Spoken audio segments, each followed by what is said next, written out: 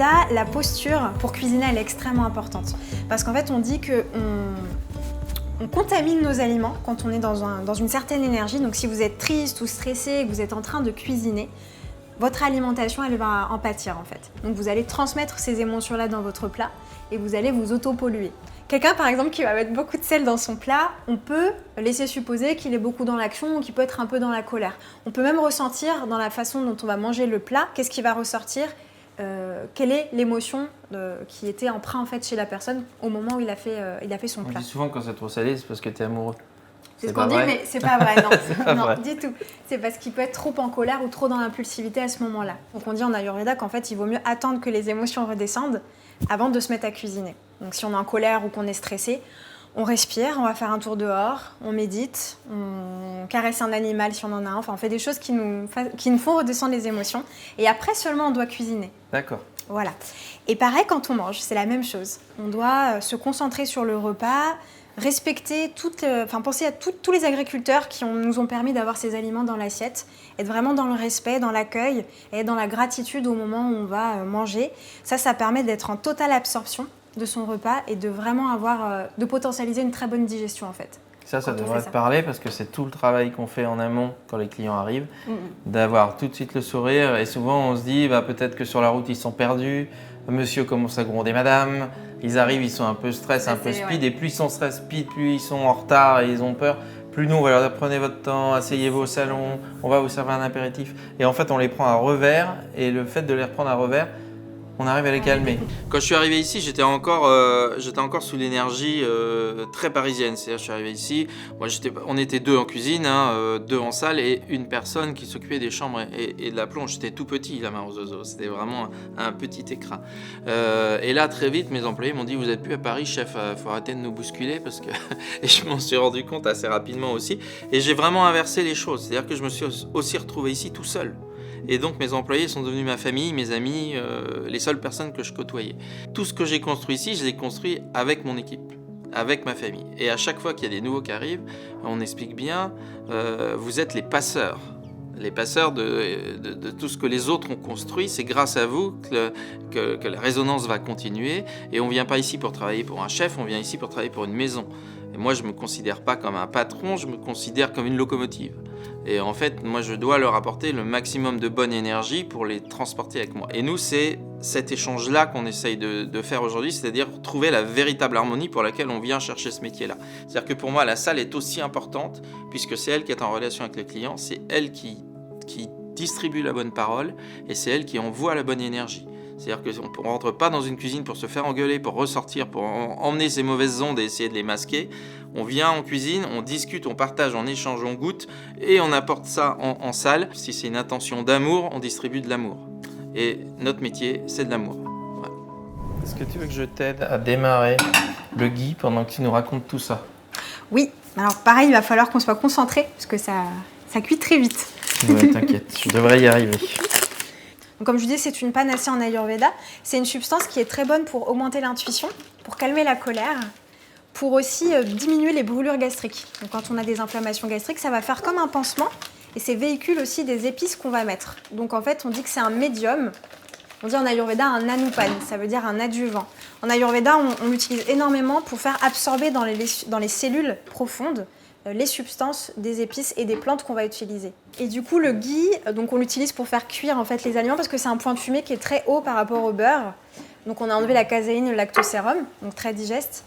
Et le point de fumée, tu me corriges si je me trompe, mais c'est 190 degrés alors que le beurre c'est à peu près 96 degrés. Et c'est très facile à faire. Et plus le ghee est vieux, c'est comme pour le vin, plus il se bonifie et plus il est bon pour la santé. On dit qu'un ghee de 100 ans permet la longévité en fait. Alors ensuite, je voulais vous présenter 3 mélanges d'épices qu'on utilise en Ayurveda pour faciliter la digestion. Donc on a le trikatu, je vais vous laisser sentir si vous voulez. Donc le trikatu, ouais, tu vas me dire ce que tu sens. Il y a de la cardamome, sûr? Non? Même pas? J'ai pas mes lunettes donc je vois absolument rien. Tant mieux. Alors, ouais, bien sûr. Ça fait très anisé, mais... Il y a du poivre, il y a ce qu'on appelle du pipali, c'est un poivre noir. Tu dois certainement connaître un poivre très sucré, indien, et du gingembre en poudre. Seulement ça. C'est le gingembre qu'on sent. Ouais, c'est le gingembre qu'on sent en première. Ouais. Alors ça, c'est un mélange d'épices qu'on donne pour les aliments qui vont être très lourds à digérer. Par exemple, l'avocat, la viande. Ça va aider vraiment à perfectionner la digestion et à accentuer la digestion quand on a un métabolisme qui est très lent. Et ça permet aussi de faire perdre du poids. Aux personnes très capables, par exemple, c'est un mélange qu'on va énormément donner.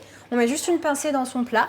On peut même prendre sous forme d'infusion. C'est très piquant, hein, vous avez vu, c'est que des épices piquantes, donc c'est aussi très expectorante. Ouais, c'est très expectorante, ça évacue tout ce qui est mucosité, ça fait couler le nez, donc c'est très bon pour les congestions. Pour les capas, c'est the best of the best. Pour l'Ayurveda, une bonne santé digestive, c'est primordial. C'est vraiment signe de vitalité pour la personne.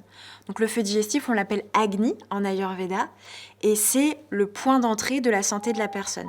Donc les épices, qui sont très importantes en Ayurveda, permettent justement d'avoir une bonne combustion, d'avoir un bon feu digestif. C'est pour ça qu'on les utilise à toutes les sauces, autant pour le sucré que le salé.